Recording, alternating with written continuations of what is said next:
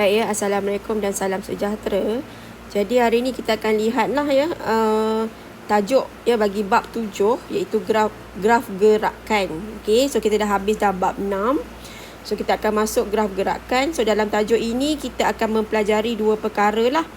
So yang pertama adalah melibatkan graf jarak masa. Dan yang kedua adalah graf laju masa. Okey. So kita kena tengok dua perkara ni lah. Dua subtopik yang kita akan belajar ni. Okey. Baik. Jadi yang pertama kita akan tengok dulu. Okey. Apakah yang dimaksudkan dengan graf jarak masa? Okey. So di sini dia kata graf jarak masa. Sebelum tu, standard pembelajaran kita adalah untuk melukis graf jarak masa. So dalam tajuk ini ya, yang penting kita tahu macam mana cara nak melukis graf jarak masa. Baik. So di sini dia kata apakah yang dimasukkan dengan graf jarak masa? So graf jarak masa adalah contoh ya seperti kita menaiki pengangkutan awam dari satu ke satu destinasi. Okey. Katakan tiket perjalanan terutama tiket kapal terbang akan mengandungi paparan waktu perjalanan bermula anggaran waktu anda sampai di destinasi yang ditujui. Contohnya anggaran tempoh masa penerbangan domestik dari lapangan terbang antarabangsa Kuala Lumpur KLIA 2 ke Miri ialah 2 jam 20 minit. Ni. Okey, tahukah bagaimana anggaran masa itu dikira? Okey. Jadi ya, benda ni sebenarnya kita dah belajar dah. Okey, masa di tingkatan 2 kita dah belajar laju, jarak dan masa, right? So, laju adalah satu kadar yang melibatkan jarak dan masa. Kaitan antara laju dengan masa boleh diwakilkan dengan melukis graf jarak masa. So graf jarak masa boleh membolehkan gerakan satu objek itu digambarkan dalam bentuk grafik yang mudah difahami. Okey. So kita dah belajar dulu ya. Graf jarak masa, kalau kita nak tahu bahawa kalau yang paksi mencancang. Okey, paksi mencancang ni yang mana? Yang menegak lah. Okay, jadi ini adalah paksi yang menegak. Okey, yang menegak.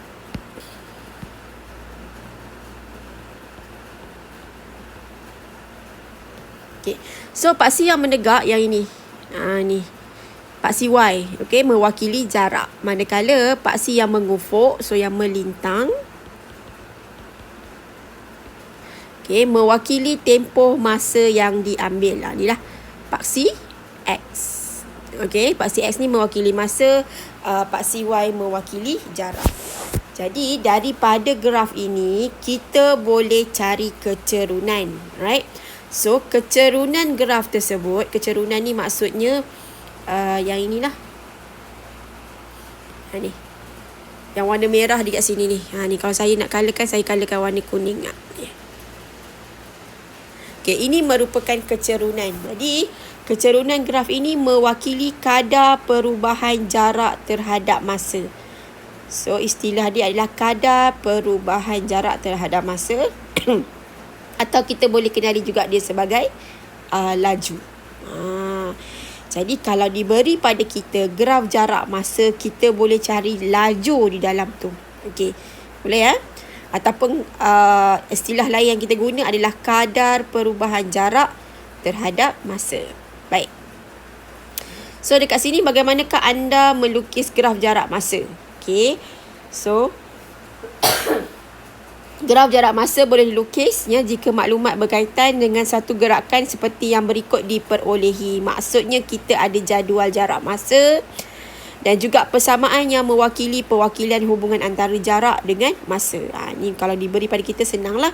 Okey, contoh 1.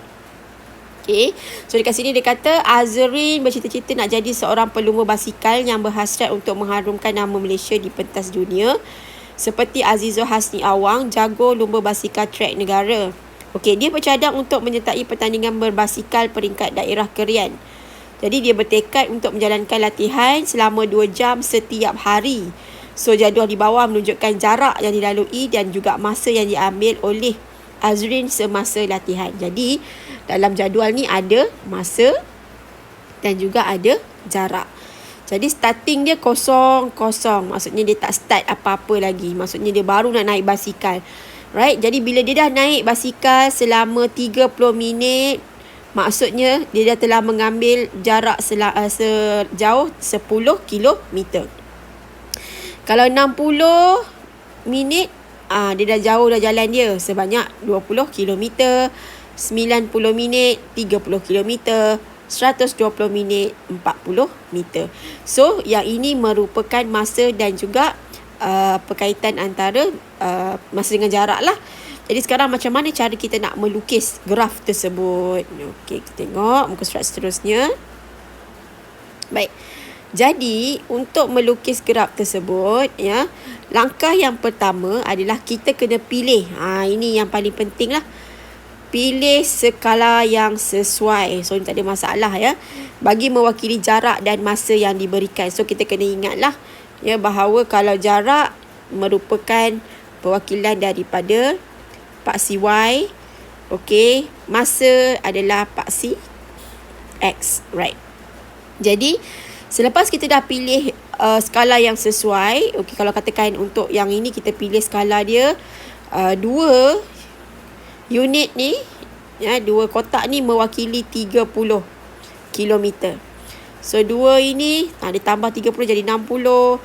So 2 unit ini 90, 2 unit ini 120 untuk paksi X, okey, untuk perwakilan masa lah.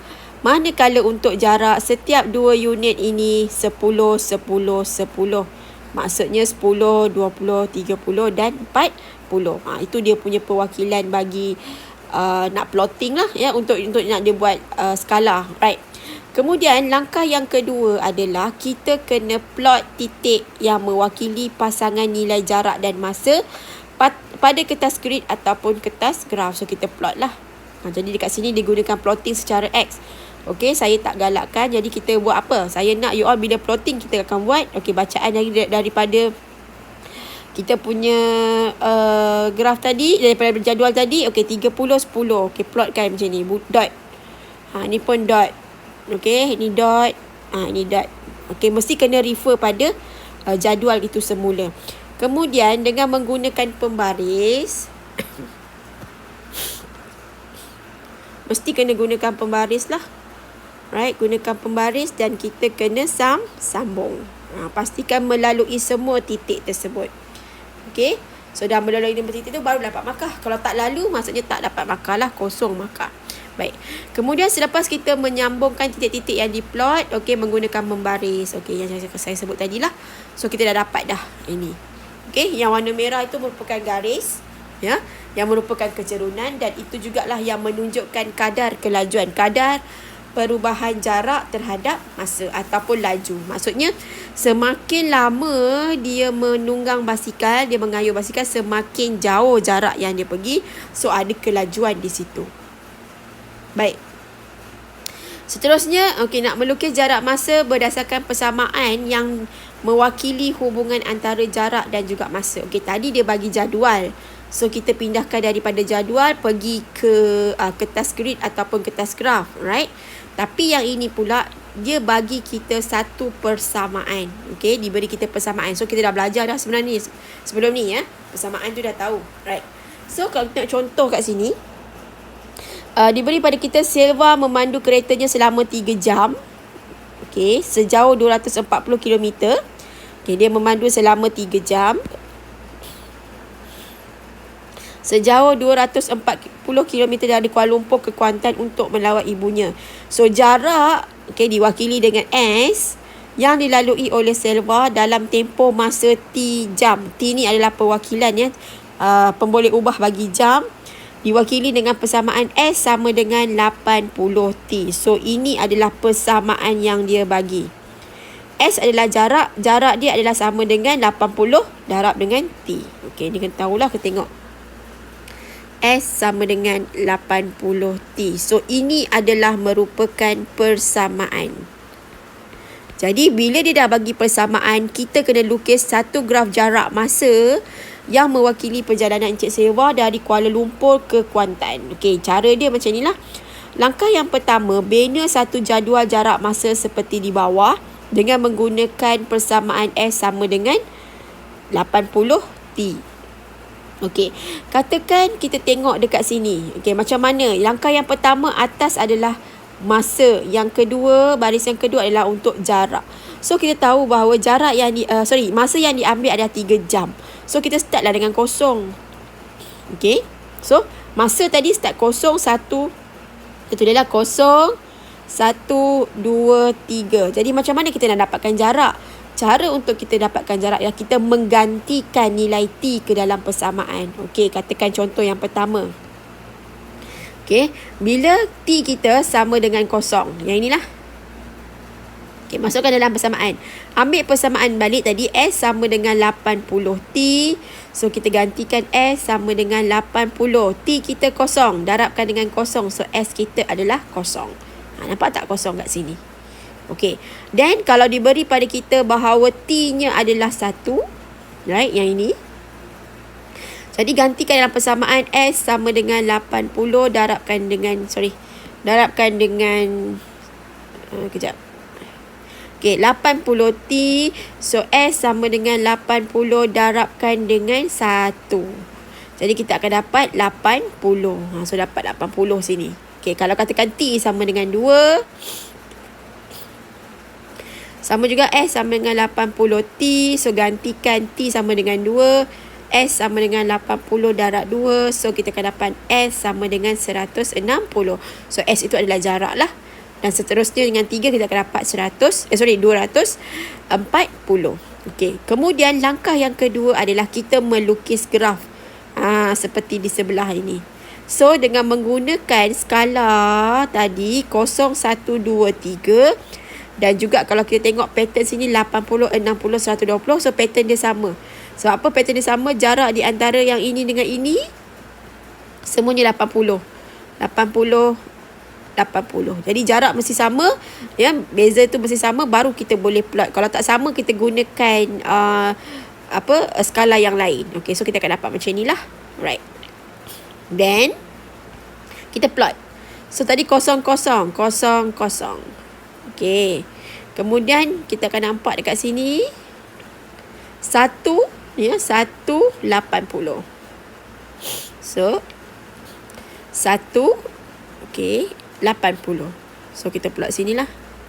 Right, tengok pula yang kedua, 2 160. So 2 160, 3 240. So sama jugalah menggunakan pembaris dan kita sambung. Okey, so itu adalah cara, ya, untuk kita nak melukis bagi soalan yang melibatkan persamaan. Okey, so ada 2 cara kat sini. Satu, sama ada dia bagi pada kita dalam bentuk jadual. Ni dia bagi kita berdasarkan jadual jarak masa dia bagi. Okey, yang macam ni. Ataupun yang kedua, dia bagi pada kita dalam bentuk persamaan. Jadi bila dia bagi pada kita dalam bentuk persamaan, kita kena letakkan dalam jadual, buat satu jadual, ikut berapakah nilai jam, nilai masa. Okay, depends lah, jam ke, minit ke, saat ke, tengok pada bilangan tersebut dan kita agihkan dia, okay, mengikut skala yang sesuai dan masukkan nilai ke dalam persamaan. Okay, selepas dah masukkan dalam persamaan, dah dapat nilai jarak, barulah kita boleh plot pada kita punya kertas graf ataupun kertas grid. So benda ni sama, dia akan patah balik benda yang sama lah, cuma dia bagi kita persamaan, kita kena cari persamaan tersebut, ya, jawapan bagi persamaan tersebut. Okey, so saya rasa itu sahajalah untuk hari ni. Kita masuk satu saja topik hari ni untuk melukis. Jadi kita boleh tengok contoh-contoh yang lain yang terdapat dalam buku teks lah. Right. Okay. So tak ada apa, saya rasa tak ada masalah dekat sini. Kalau kata diberi persamaan ada masalah, kamu boleh tanya saya lah. Baik, setakat ini saya akan bagi latihan nanti. So apa-apa PM saya. Right. So saya rasa itu sahaja. Sekian, terima kasih.